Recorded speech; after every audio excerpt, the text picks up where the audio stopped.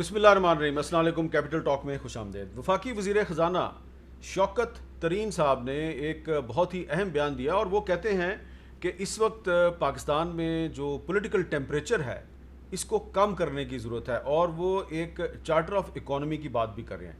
اب یہ charter of economy کی بات جب اپوزیشن لیڈر شہباز شریف صاحب نے کی تھی تو اس وقت اس کو نظر انداز کر دیا گیا تھا، لیکن اب تقریباً 2.5-3 سال کے بعد وہی بات جو ہے وہ وفاقی وزیر خزانہ شوکت ترین صاحب کر رہے ہیں۔ انہوں نے کیا بات کہی ہے، ذرا سنیں۔ چارٹر آف اکانومی میں نے اسپن کیا تھا اپنے وقتوں کے بیچ میں، تو میرے تعلقات جو ہیں وہ کافی لوگوں سے ٹھیک ہیں، کیونکہ میں نے این ایف سی بھی کرایا تھا اور اس وقت بھی کنسنسس این ایف سی تھا۔ تو یہ ضروری ہے کہ ہم نے یہاں پولیٹیکل سٹیبلٹی لانی ہے، تو میرا تو یہ جستجو ہوگی کہ ہم اس میں یہ جو ٹیمپریچر ہے اس کو نیچے لے کے جائیں۔ میں ان لوگوں کے ساتھ بیٹھوں گا، whether it is P M L N, Peoples Party, کہ ہم چند جو ہماری کرٹیکل اکنامک ایشوز ہیں اس پہ کنسنسس کریٹ کر لیں، اور اس میں ان کو بھی کوئی حرج نہیں ہونا چاہیے، بیکاز وہ بھی یہی کہتے رہتے ہیں۔ تو ایک طرف شوکت ترین صاحب یہ کہہ رہے ہیں کہ جو پولیٹیکل ایشوز ہیں اس پہ ایک کنسنسس کرنے کی ضرورت ہے، اور انہوں نے دعویٰ کیا ہے کہ ان کے اپوزیشن پارٹیوں کے ساتھ تعلقات ہیں اور وہ ان کو استعمال کریں گے۔ ایک طرف وہ پولیٹیکل ٹیمپریچر کم کرنے کی بات کریں، دوسری طرف ایک اور سینئر منسٹر ہیں اسد عمر صاحب، وہ کیا کہہ رہے ہیں کہ عمران خان صاحب جو ہیں وہ اگر انہوں نے کسی وقت یہ مناسب سمجھا کہ اسمبلیاں توڑ دینی چاہیے تو وہ اسمبلیاں توڑ دیں گے۔ اسد عمر صاحب کہتے ہیں ان کو کوئی شک نہیں کہ عمران خان صاحب جو اچیو کرنا چاہتے ہیں اگر اس کے راستے میں کوئی رکاوٹ آئے گی تو وہ اسمبلیاں توڑ دیں گے، کوئی شک نہیں ہے ان کو۔ یہ اب ایک اسد عمر صاحب کی بات کو ہم نظر انداز نہیں کر سکتے۔ اب رکاوٹیں کیا ہیں اس پر ہم بات کریں گے۔ ہمارے ساتھ آج موجود ہیں جناب علی محمد خان صاحب، اس وقت سفر میں ہیں لیکن سفر میں انہوں نے ہمیں جوائن کیا ہے، اور ہمارے ساتھ موجود ہیں جناب بیرسٹر محسن شاہ نواز رانجھا صاحب، مسلم لیگ نون کے رہنما ہیں، اور جناب سعید غنی صاحب سندھ کے وزیر تعلیم ہیں۔ شوکت ترین صاحب کہہ رہے ہیں کہ ہم نے تو جناب ٹیمپریچر کم کرنا ہے، تو ٹیمپریچر کم ہو سکتا ہے؟ دیکھیے، ٹیمپریچر کم کرنے کا ایک مرحلہ، ایک ٹائم تھا، وقت تھا جب یہ ساری گفتگو چلی اور شہباز شریف صاحب نے اسمبلی میں کہا کہ چارٹر مسا کے معیشت کر لیں، اور ہم نے خود ان کو تجویز دی۔ اس تجویز کا مذاق اڑایا گیا، اس کے بدلے میں پھر کیا ہوا وہ پورے پاکستان نے دیکھا کہ نیب سے لے کے اینٹی کرپشن سے ہوتی ہوئی ایک انتقام کی جو سیاست ہے، اینٹی نارکوٹکس میں سے گزرتی ہوئی ایف بی آر، اور ابھی اس کا سلسلہ جو ہے وہ جاری ہے۔ اس ماحول میں شوکت ترین صاحب جو بات کر رہے ہیں، شوکت ترین صاحب کا کیا قومی اسمبلی کا اجلاس اگر آ کے دیکھیں تو وہاں پہ اگر ماحول دیکھیں، تاکہ ہم نے کوشش پہلے دن سے یہ کی ہے، عمران خان جو ہے وہ وزیر اعظم جو ہے اس کا تو ذہن ہی نہیں ہے اس قسم کا کہ وہ اپوزیشن کے ساتھ بیٹھ کے کوئی کارروائی کریں یا اپوزیشن کے ساتھ کوئی مذاکرات کریں۔ بہت چھوٹی سوچ ہے، بہت چھوٹی سوچ ہے، دل بڑا نہیں ہے، اور میں سمجھتا ہوں کہ جو ایگو ہے وہ بھی آسمان کو چھوتی ہے، کہ جہاں پر وہ کوئی اس طرح کی گفتگو ہوتی ہے، ہم تو خود ان باتوں کا حصہ رہے ہیں اور گفتگو بھی کرتے رہیں پاکستان کے بہترین مفاد کے لیے۔ جو کمرے میں گفتگو ہوتی ہے اس کا باہر جا کے اس کا غلط مطلب دیا جاتا ہے، اس کو این آر او کی شکل دے دی جاتی ہے، بات چیت کو، گفتگو کو کہا جاتا ہے کہ جی یہ تو کمرے میں بیٹھ کے این آر او مانگتے ہیں، کوئی ان سے بات کرنے کے لیے تیار نہیں۔ اب یہ حالات آ گئے کہ شوکت ترین صاحب کو یہ سارا جو سلسلہ ہے، جتنا بھی یہ پاکستان کی سیاست میں پچھلے 2-2.5 سالوں میں 3 سالوں میں جو کچھ ہوا ہے، اب وہ سارا ان کو سمیٹنا پڑے گا۔ شوکت ترین صاحب جو بات کر رہے ہیں، بات وہ ٹھیک کر رہے ہیں، کیونکہ پاکستان کو اگر آگے لے کے چلنا ہے تو سب کو متفق ہو کے کام کرنا پڑے گا۔ لیکن کیا شوکت ترین صاحب کو یہ مینڈیٹ حاصل ہے عمران خان سے کہ وہ ساری اپوزیشن سے بات کریں؟ کیا وہ اسپیکر صاحب کی جگہ پہ بیٹھ گئے اور انہوں نے تمام پارٹیوں کو اعتماد میں لیا، یا ویسے ایک اپنی خواہش کا اظہار کیا ہے؟ لیکن ابھی تک جو ماحول بنا ہوا ہے پارلیمنٹ کے علاوہ، مسلم لیگ نون، جو میری اپنی ذاتی رائے ہے کہ پارلیمان کی عمارت سے باہر مسلم لیگ نون کوئی بھی بات کرنے کے لیے تیار نہیں ہے۔ جو بھی گفتگو مسلم لیگ نون کرے گی وہ پارلیمان کی عمارت کے بیچ میں بیٹھ کے کرے گی، پاکستان کی 22 کروڑ عوام کو سامنے بٹھا کے کرے گی۔ اچھا جی، سعید غنی صاحب، آپ نے بھی سنا ہوگا شوکت ترین صاحب کہہ رہے ہیں کہ جی ہم نے پولیٹیکل ٹیمپریچر کم کرنا ہے، اور اسد عمر صاحب کہہ رہے ہیں جی کہ عمران خان اسمبلیاں توڑ سکتے ہیں۔ تو دونوں سینئر منسٹر ہیں، ایک وزیر خزانہ ہے، ایک وزیر منصوبہ بندی ہے۔ آپ کے خیال میں کون صحیح بات کر رہا ہے؟ دیکھیں، عمران خان کی قربت جن کو حاصل ہے اور عمران خان جن سے راز و نیاز کی باتیں کرتے ہیں یا کر سکتے ہیں تو وہ تو اسد عمر ہی ہیں. اچھا, میں نہیں سمجھتا کہ شوکت ترین صاحب سے وہ اعتماد میں ان کو لے کر باتیں کرتے ہوں گے. جو سمجھ کی بات کی ہے, جو عقل کی بات کی ہے, وہ تو شوکت ترین نے کی ہے. لیکن مجھے بھی ڈاؤٹ ہے کہ پتہ نہیں ان کا کتنا اثر و رسوخ ہے, یا خان صاحب کتنی ان کی سنیں گے یا کتنی ان کی بات سمجھیں گے. کوئی بھی شخص جو جمہوری نظام میں رہتا ہو, جس کو جمہوریت کا پتہ ہو, تو ہمیشہ حکومت کی ذمہ داری ہوتی ہے کہ وہ ٹیمپریچر کو ٹھنڈا کرے. یہ واحد حکومت دیکھی ہے میں نے کافی عرصے میں جو خود جو ہے وہ آگ لگا رہی ہوتی ہے ہر چیز کو. تو یہ بات ہم کئی دنوں سے کہہ رہے ہیں کہ اس حکومت کو گرانے کے لیے اپوزیشن سے زیادہ یہ خود اپنا کردار ادا کریں گے اور کر رہے ہیں. اور میں یہ بات ان سے رانجھا صاحب سے اتفاق کرتا ہوں کہ اس طرح صرف پریس کانفرنسز کے ذریعے باتیں نہیں ہوتی. پارلیمنٹ جس کو انہوں نے پتہ نہیں ایک بالکل کیا بنا دیا ہے, مجھے تو سمجھ میں نہیں آتی کہ اس کا کوئی رول نہیں ہے, کوئی کردار نہیں ہے, کوئی پالیسی میکنگ کی ڈسکشن نہیں ہوتی, سوائے گالم گلوچ کے بدتمیزی کے اسمبلی میں ہوتا کچھ نہیں ہے. تو باہر بیٹھ کے یہ سلسلے باتیں کریں. اگر کرنا ہے تو پارلیمنٹ کے اندر اپنا رویہ تبدیل کریں, اپنا اس طرح کا کردار ثابت کریں, دکھائیں کہ وہ واقعی چاہتے ہیں کہ چیزیں ٹھیک ہو, تو پھر تو شاید کوئی بات آگے بڑھے. ورنہ موجودہ حالات میں مجھے نہیں لگتا کہ پی ٹی آئی کی موجودہ سوچ کو دیکھتے ہوئے کوئی ایسی بات آگے بڑھ سکے جس سے ٹیمپریچر کم ہو. عمران خان صاحب کی جو خاصیت ان کے خود وزراء بتاتے ہیں کہ جب ویسے ان کو سمجھایا جاتا ہے سمجھ جاتے ہیں, جب باہر آتے ہیں تو پھر اس کے الٹا کرتے ہیں. تو یہ پرابلم ہے ان کا جو شاید ٹھیک نہیں ہو سکتا. آپ کے خیال میں جو اسد عمر صاحب نے کہا کہ عمران خان صاحب اسمبلیاں توڑ سکتے ہیں, تو یہ وہ واقعی عمران خان صاحب اسمبلیاں توڑ سکتے ہیں آپ کے خیال میں؟ دیکھیں, میرا خیال ہے کہ جب انہیں لگے گا کہ اب ان کا سروائیول نہیں ہے تو ان کے پاس ایک ہی چارہ رہ جاتا ہے, وہ یہ کریں گے. تو اس کا ان کو فائدہ کیا ہوگا؟ نہیں, جب ان کی حکومت ویسے ہی جا رہی ہو تو آپشن کیا رہ جاتا ہے ان کے پاس. لیکن سعید غنی صاحب, حکومت کیسے جائے گی؟ اس کی وجہ یہ ہے کہ اپوزیشن میں اتحاد نظر نہیں آ رہا, تو حکومت تو قائم ہے اس لیے کہ اپوزیشن میں آپس میں اختلاف ہے. مسائل تو بہت ہیں نا میر صاحب, آپ کو بھی پتہ ہے مسائل تو بہت ہیں, بہت مشکلات ہیں. معاشی طور پر بہت حالات خراب ہیں, سیاسی طور پہ حالات بہت خراب ہیں. حکومتی نمائندوں کا جو ملک بھر کے ضمنی الیکشن میں حشر ہو رہا ہے وہ آپ کے سامنے ہے. تو میں نہیں سمجھتا کہ اس حکومت کے پاس اخلاقی طور پر یا کوئی ایسی جو انتخابی نتائج ہیں اس سے ان کو حوصلہ مل رہا ہو. ان کے اندر مایوسی پھیل رہی ہے اور اندر کی لڑائیاں بہت ہیں. تو پتہ نہیں جو ان کو جوڑنے کا جو ایک جو طاقت ہے وہ پی ٹی آئی نہیں ہے, وہ عمران خان نہیں ہے, وہ کوئی اور ہے. جب تک وہ ہاتھ رہے گا بس جب تک چلتا رہے گا, جب ہاتھ نکلے گا تو دھڑام سے نیچے. اچھا, اب آپ نے جو اندرونی لڑائیوں کی بات کی ہے, جو پریشرز کی بات کی ہے, تو اس کی طرف آ جاتے ہیں. رانجھا صاحب سنیں ذرا, ایک اور سینئر منسٹر ہیں ڈاکٹر شیریں مزاری صاحب, انہوں نے آج کیا بڑی اہم بات کر دی, سنیں وہ کیا کہہ رہی ہیں. بہت سے پریشر آئے پچھلے دنوں میں کہ جی آپ اسرائیل کو ریکگنائز کر دیں, آپ یہ کر لیں, لیکن ہمارا موقف واضح طور پہ ہے کہ سوال ہی نہیں پیدا ہوتا کہ جب تک پیلسٹائن کے ساتھ ظلم اور تشدد ہو رہا ہے, جب تک ان کو ان کا حق نہیں مل رہا, تو کوئی موومنٹ نہیں ہو سکتی اسرائیل کی ریکگنیشن کے لیے. جی, کہ بڑا پریشر تھا اسرائیل کو تسلیم کر لیں, ہم نے تسلیم نہیں کیا. دیکھیے, یہ اسرائیل کو تسلیم کرنا یہ ایک ہماری, میں سمجھتا ہوں کہ فارن پالیسی سے ریلیٹڈ ایک چیز ہے, اور ان سب چیزوں کے اوپر ان کے اوپر پریشر بھی ہے. اور عمران خان جو ہیں, میں سمجھتا ہوں کہ اس میں پاکستان جب تک اندر سے اور پاکستان میں سیاسی استحکام نہیں ہوگا, میں آپ کو بتاؤں پاکستانی پریشرز کا شکار رہے گا. حامد صاحب, یہ حقیقت ہے. جب تک اس ملک میں سیاسی عدم استحکام رہے گا, مضبوط حکومت نہیں بیٹھی ہوگی جو کہ اچھے طریقے سے قانون سازی کر سکے, جو کہ قانون کے اوپر عمل درآمد کرا سکے, جس کی رٹ ہو, اس وقت تک آپ سے باہر کے ممالک. عمران خان صاحب کی حکومت چلی جاتی ہے, جو بھی نئی حکومت آئے گی, کیا وہ اسرائیل کو تسلیم کرتی ہے؟ دیکھیے, یہ تو مشکل بات ہوگی, کیونکہ اس کے اوپر تو میں سمجھتا ہوں کہ پاکستان کا جو ہمارے پاسپورٹ پہ ایک چیز لکھی ہوئی اور جو شروع سے جو یہ معاملات ہیں, یہ ایک انتہائی نازک معاملہ ہے.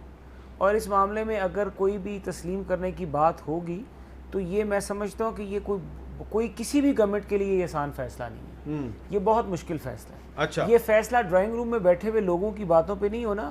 جس نے ڈرائنگ روم میں یہ بیٹھ کے فیصلہ کرنا, اس کو یہ ذہن میں رکھنا پڑے گا کہ میں نے ڈرائنگ روم سے باہر بھی نکلنا ہے, اور جو 22 کروڑ جو جمع غفیر ہے پاکستان کی عوام جو ہے اس کو اگر آپ ایک دم ایسے فیصلے تھوپیں گے تو وہ ریئیکٹ کرے گی. تو اس مسئلے پہ آپ ڈاکٹر شیریں مزاری صاحبہ کے ساتھ اتفاق کرتے دیکھیں ہیں؟ میں تو آپ کو کلیئرلی بتا رہا ہوں کہ یہ تو ہمارا یہ فیصلہ ہمیں کسی سے کوئی دشمنی نہیں ہے. ہم بات کرتے ہیں, ہم وہاں پہ بات کریں گے فلسطین میں کیا ہو رہا ہے.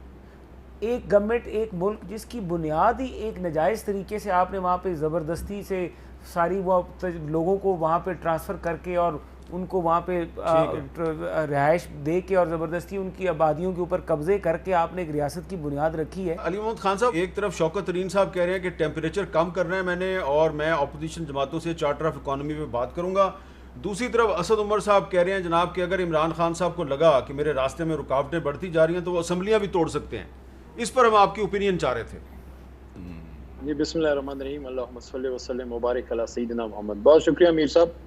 اسد عمر بھائی نے جو بات کی ہے خاص تناظر میں کی تھی.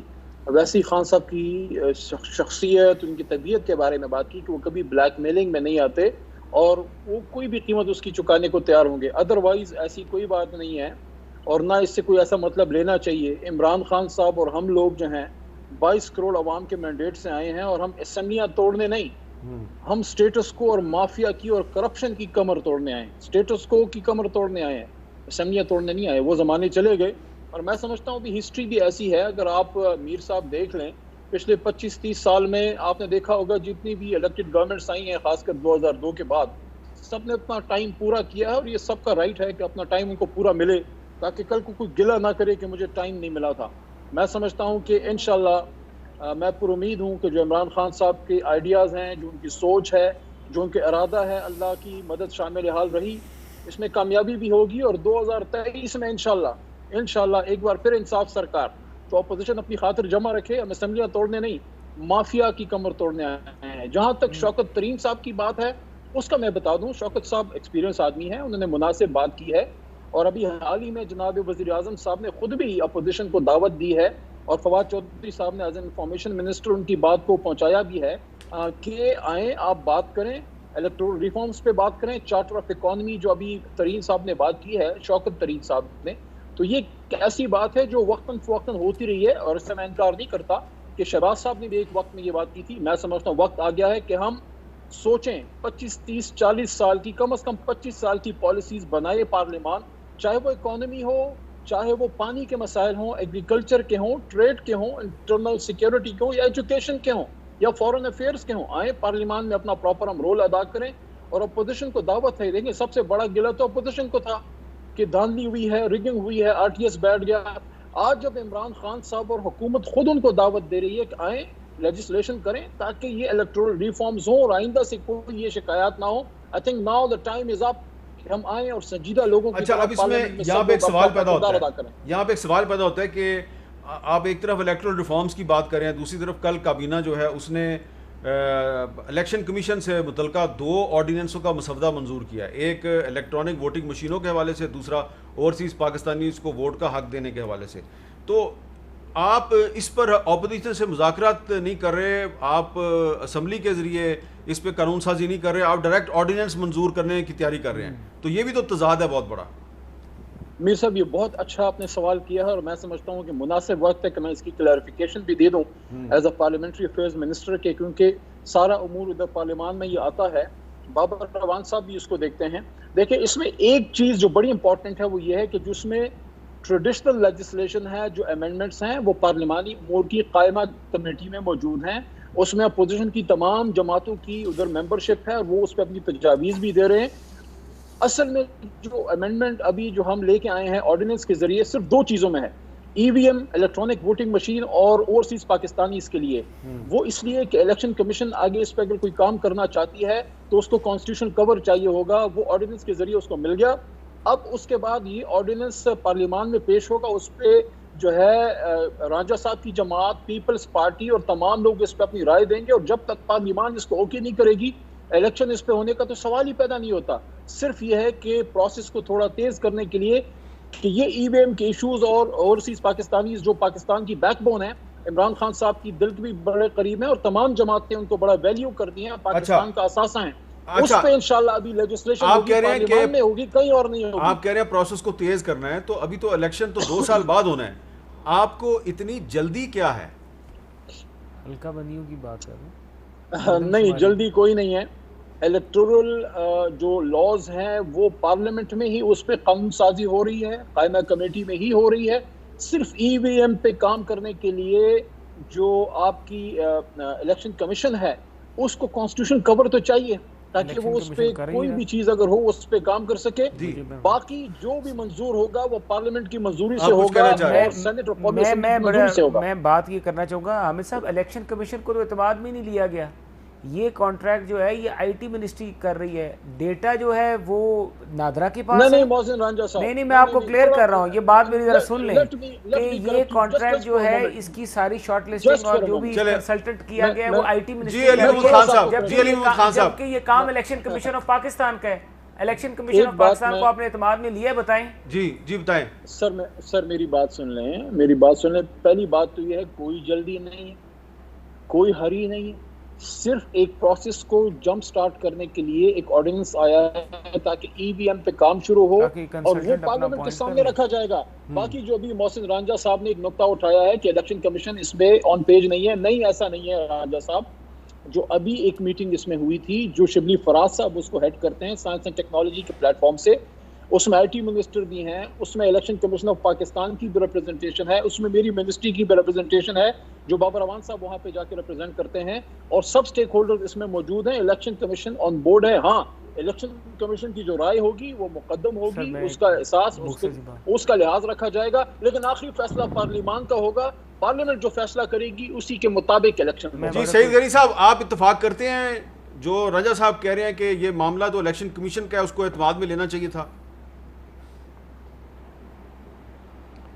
دیکھیں بیر صاحب، الیکشن کے ریفارمز اب جو بھی کریں گے نا، سب سے بڑے اسٹیک ہولڈرز پولیٹیکل پارٹیز ہیں، اور اس کے بعد الیکشن کمیشن کا رول آتا ہے چونکہ کروانا انہوں نے ہے. الیکشن کمیشن بھی سیاسی جماعتوں کی مشاورت کے بغیر اگر کوئی کام کرے گی تو وہ کام نہیں چلے گا، وہ نہیں ہونا چاہیے. تو پہلی تو بنیادی چیز یہ ہے کہ کیا تمام سیاسی جماعتیں اس بات پر اتفاق کر رہی ہیں کہ نہیں کر رہی ہیں. یہ پی ٹی آئی کو یا کسی ایک سیاسی جماعت کو حق بالکل نہیں پہنچتا کہ وہ انتخابی جو نظام ہے اس کے اندر کوئی ایسے ریفارمز کریں جو کنٹروورشل ہوں. اور میں آپ کو ابھی بتا رہا ہوں کہ ای وی ایم جو سسٹم یہ لانا چاہ رہے ہیں یہ کوئی شفافیت کے لیے نہیں لا رہے ہیں. پی ٹی آئی کی جو پچھلی 3 سال کی ہسٹری اگر اٹھا کے دیکھ لیں تو یہ کوئی بھی کام کرتے ہیں اس کے پیچھے نیت شفافیت نہیں ہے. اپنا الو کیسے سیدھا کریں، اس کے بعد شاید اگلے انتخابات میں پی ٹی آئی کو جتوانا مزید آسان ہو جائے گا اگر ای وی ایم کا نظام آ گیا. تو یہ دونوں چیزیں جو کر رہے ہیں، چاہے وہ اوورسیز پاکستانیز کا رائٹ آف ووٹ ہو یا ای وی ایم ہو، اس کے پیچھے ان کی نیک نیتی نہیں ہے. اور کوئی بھی کام اچھے سے اچھا کام اگر آپ نیک نیتی سے نہیں کریں گے تو اس کا کوئی فائدہ نہیں ہوگا، نقصان ہوگا. اس میں بہت ڈبیٹ پہلے ہو چکی ہے. میں خود پارلیمنٹری افیئرس کی اسٹینڈنگ کمیٹی کا چیئرمین رہا ہوں، میں الیکٹرل ریفارمز کمیٹی جو پارلیمنٹ کی تھی اس کا ممبر رہا ہوں. یہ اوورسیز پاکستانیز پر بھی بڑی بحث ہوئی ہے، ای وی ایم پہ بھی بہت بحث ہوئی ہے. اوورسیز پاکستانیز کو جو رائٹ آف ووٹ آپ دینا چاہتے ہیں، اس مسئلے کو سمجھنے کی ضرورت ہے. میر صاحب میں 1 منٹ آپ سے لوں گا کہ افتخار چودھری صاحب نے جس ایشو کو اٹھایا جس کی وجہ سے بہت سارے پاکستانی جن کے پاس ڈیول نیشنلٹی وہ ریزائن کرنا پڑا، وہ یہ تھا کہ آپ کے آئین میں پابندی ہے کہ کوئی ڈیول نیشنل اسمبلی کا ممبر نہیں بن سکتا. میں یہ بات اس وقت سے کہہ رہا ہوں کہ اس آئینی ترمیم کو ختم کرو، ان کو رائٹ دو کہ وہ الیکشن لڑیں. آپ اس طرف تو جان ہی رہے ہیں جہاں سے مسئلہ اٹھائے. آپ آ گئے ہیں کہ جی سارے پاکستانی جو سعودی عرب میں رہتے ہیں، دبئی میں رہتے ہیں اور ملکوں میں رہتے ہیں ان کو رائٹ آف ووٹ دے دو. مجھے بتائیے کہ میں الیکشن لڑتا ہوں، میرے حلقے کے 10,000 ووٹ اگر سعودی عرب میں رہتے ہیں، ووٹر رہتے ہیں، مجھے یہ حکومت اجازت دلائے گی کہ میں سعودی عرب میں جاؤں، جلسے کروں، میٹنگ کروں، کمپین کروں، لوگوں کو راضی کروں کہ مجھے ووٹ کریں؟ مجھے تو اجازت نہیں ہے. آپ ان ممالک میں آپ کو نام نہیں لینے دیں گے کسی سیاسی سرگرمی کے لیے. آپ جھنڈا نہیں لگا سکتے، آپ کیمپ نہیں لگا سکتے. جہاں آپ کے لاکھوں ووٹر جن ممالک میں کسی سیاسی جماعت کو اجازت نہیں ہوگی جا کے وہ وہاں پہ اپنا کمپین چلائے، ووٹ مانگے، یہ زیادتی ہوگی. آپ اگر اوورسیز پاکستانی کو کچھ کرنا چاہتے ہیں، آپ ان کو اسمبلیوں میں آنے کے لیے ان کی اجازت دیں کہ الیکشن لڑیں، اسمبلیوں کا رکن بنیں، اور اگر کرنا ہے تو ان کے لیے ریزرو سیٹیں رکھیں. اب علی محمد خان صاحب ووٹ کا حق ہے. یہ علی محمد خان صاحب نے جواب دینا ہے. دنیا میں کتنے ملک ہیں جن کے پاس رائٹ آف ووٹ ہے جو علی محمد خان صاحب آپ نے جواب دینا ہے، لیکن ایک چھوٹی سی اگر بریک میں لے لوں تو اس کے بعد آپ جواب دے دیجیے گا. بریک کے بعد دوبارہ ملتے ہیں.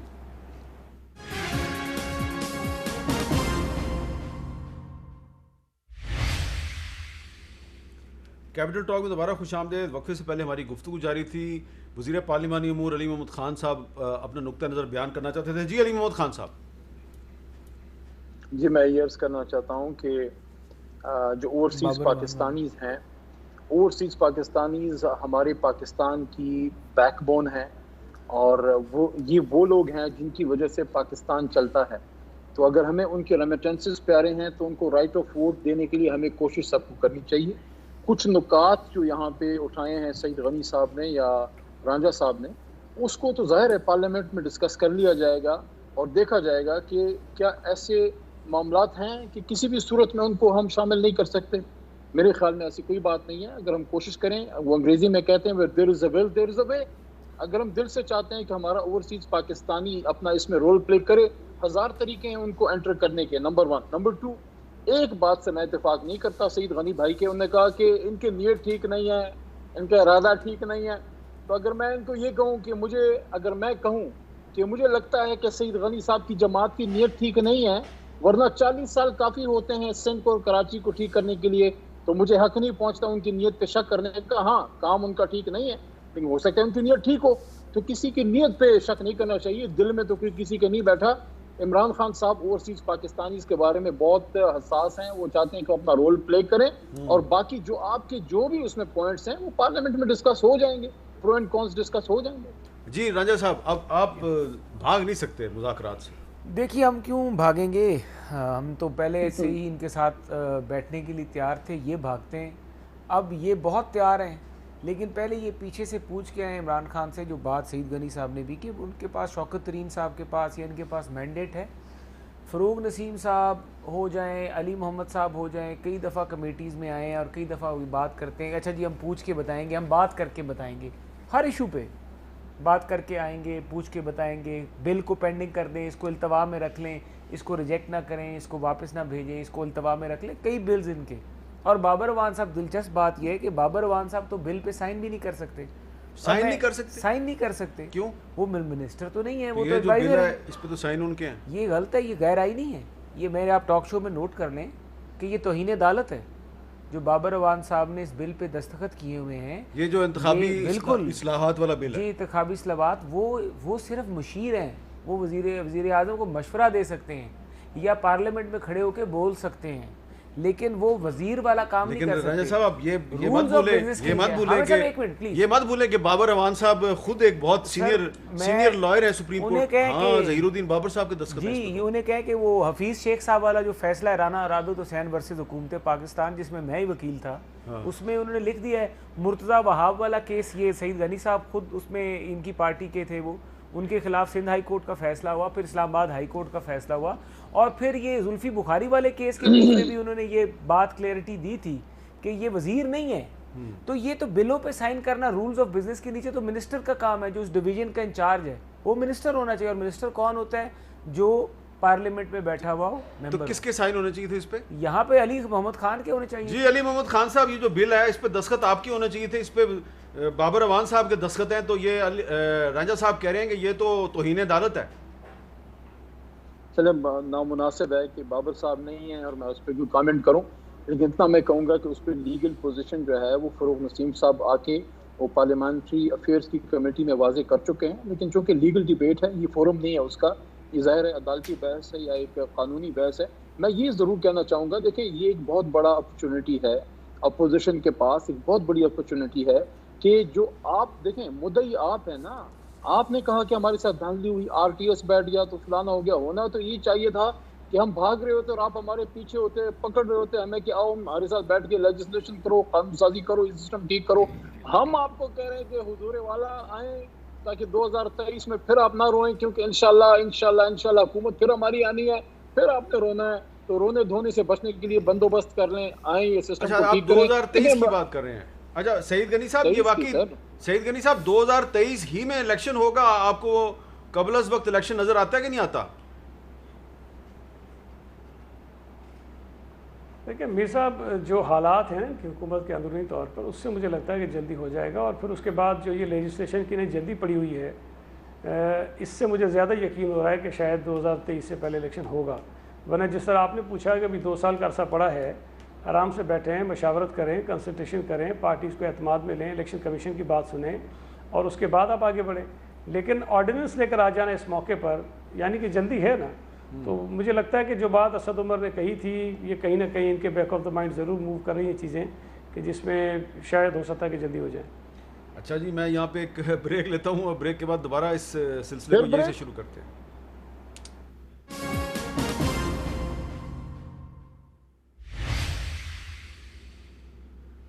کیپٹل ٹاک میں خوش آمدید. آج مقبوضہ جموں کشمیر میں تحریک آزادی کشمیر کی ایک انتہائی شخصیت جناب محمد اشرف سرائی صاحب جو ہیں وہ انڈین سیکورٹی فورسز کی کسٹڈی میں ان کی موت واقع ہو گئی, ان کا انتقال ہو گیا. اشرف سرائی صاحب جو ہیں یہ تحریک حریت کشمیر کے چیئرمین تھے اور پچھلے سال سے ان کو کوٹ بلوال جیل جموں میں ان کو قید کیا گیا تھا. کچھ دن پہلے جب یہ بیمار ہو گئے, ان کی آنکھوں کی بینائی بھی چلی گئی, تو ان کو ہاسپٹل میں لایا گیا اور وہاں بھی یہ اکیلے پڑے ہوئے تھے, ان کو کسی سے ملنے کی اجازت نہیں تھی اور یہ پولیس کی کسٹڈی میں ہی ان کی آج موت واقع ہو گئی ہے, جس پہ پوری ریاست جموں کشمیر میں اور پاکستان کے جو مختلف علاقے ہیں جہاں پہ ان کو جانا جاتا تھا وہاں پہ بہت دکھ اور غم کی کیفیت ہے. اور اس سے کچھ دن پہلے, یعنی کہ 2 دن پہلے ہی جو ایک سیز فائر کیا تھا پاکستان اور انڈیا نے, اس کو انڈیا نے توڑ دی اور اس کی خبریں بھی آپ تک پہنچ چکی ہیں. تو یہ صورتحال بڑی اہم ہے. علی محمد خان صاحب, اشرف سرائی صاحب جو ہیں ان کا انڈین سیکورٹی فورسز کی کسٹڈی میں انتقال ہوا ہے اور وہ بیمار بھی تھے. اس کے علاوہ بھی بہت سے جو تحریک آزادی کشمیر کے رہنما ہیں وہ تہاڑ جیل دلی میں بند ہیں, وہ بھی بیمار ہیں. تو آپ وکیل بھی ہیں, کیا پاکستان اس حوالے سے اقوام متحدہ میں یا کسی اور فورم پر آواز بلند کر سکتا ہے کہ جو لوگ معمر ہیں, بیمار ہیں, ان کو تو رہا کیا جائے اس پینڈیمک کی صورتحال میں؟ جی بالکل ہو سکتا ہے. میرے خیال میں قریشی صاحب اس کو دیکھیں گے, وزیر خارجہ صاحب, اور ان کو کرنا بھی چاہیے. یہ جو اشرف سرائی صاحب کی آپ نے امیر صاحب بات بتائی, یقین جانے سے ان کے دل کو بڑا دکھ پہنچا ہے کہ آخر کب تک یہ قربانیاں ہم دیتے رہیں گے, ہماری کشمیری قوم دیتی رہے گی. ایک نسل جو ہے وہ قبروں میں چلی گئی, دوسری نسل جانے کے لیے جو ہے وہ ان کی عمر ہو گئی ہے. تحریک پاکستان سے زیادہ پرانی تحریک ہے تحریک آزادی کشمیر, اور کشمیر جو ہے اس میں ظلم ہے کہ ختم نہیں ہوتا, اور دنیا ہے کہ اس نے آنکھیں بند کی ہوئی ہیں, دنیا ہے کہ اس نے منہ دوسری طرف کیا ہوا ہے. یقین جانے میں ہم سب کا دل اس پہ روتا ہے, لیکن میں اشرف سرائی صاحب کے اور ان کے بچوں کو اور کشمیریوں کو کہنا چاہتا ہوں کہ کیا حامد میر, کیا علی محمد, کیا محسن رانجھا اور کیا سعید غنی, ہم سب انشاءاللہ اپنی کشمیری قوم کے ساتھ ہیں. اور یہ وقت آئے گا انشاءاللہ. میں اکثر یہ بات کرتا ہوں, لوگوں کو دیوانے کا خواب لگتا ہے, لیکن وقت آئے گا, میرا دل کہتا ہے کہ انشاءاللہ سری نگر میں اسلام کا سبز لالی پرچم ایک دن لہرائے گا, ہماری زندگی میں لہرائے گا.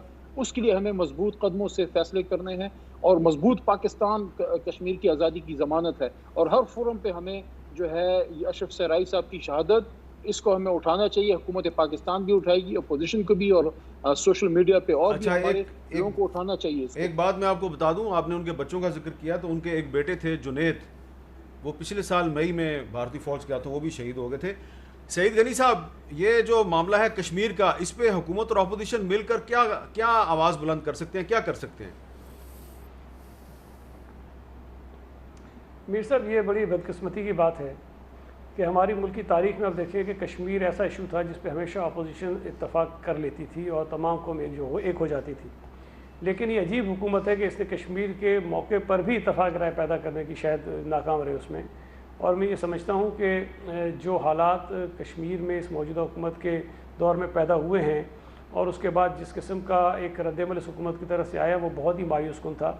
کہ آخر میں تو یہ کہا گیا کہ 5 منٹ کے لیے جمعے کے دن باہر نکلا کریں گے, وہ بھی نہیں نکلتے ہیں.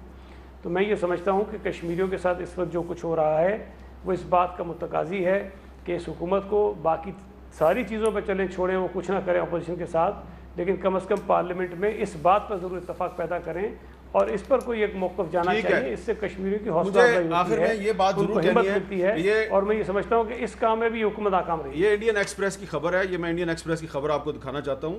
یہ انڈین ایکسپریس کہہ رہی ہے, Pakistan violate ceasefire agreement, fires along international border in Jammu and Kashmir Samba sector. یعنی کہ ہندوستان پاکستان پر الزام لگایا جا رہا ہے کہ پاکستان نے سیز فائر کی خلاف ورزی کی ہے, حالانکہ ساری دنیا جانتی ہے کہ یہ سیز فائر کی خلاف ورزی ہندوستان نے کیا. تو ہندوستان جو ہے وہ فروری 2021 میں جو سیز فائر ہوا تھا لائن آف کنٹرول پر, اس کی بھی خلاف ورزی کر رہا ہے, اور ہندوستان کی اور جموں کشمیر کی جیلوں میں جو کشمیری رہنما ہیں, بزرگ رہنما, ان کی عمر 80 سال تھی اشرف سرائی صاحب کی, ان کو شہید بھی کیا جا رہا ہے, اور بیماری کے باوجود ان کو طبی سہولیات بھی میسر نہیں تھیں. تو یہ بڑی ایک عجیب صورتحال ہے. تو میں سمجھتا ہوں کہ یہ جو ڈرامہ تھا سیز فائر کا, یہ ہندوستانی میڈیا نے خود ہی اس کو ایکسپوز کر دیا ہے. ہندوستان ایک ناقابل اعتبار ملک ہے, تو یہ سیز فائر کا جو ڈرامہ ہے اب خود ہی اس نے اس کو ایکسپوز کر دیا ہے. اور اشرف سرائی صاحب کی جو شہادت ہے, اس کے بعد پاکستان میں کوئی بھی آدمی جو ہے وہ ہندوستان پر اعتبار کرنے کے لیے تیار نہیں ہے. اجازت دیجیے, اللہ حافظ.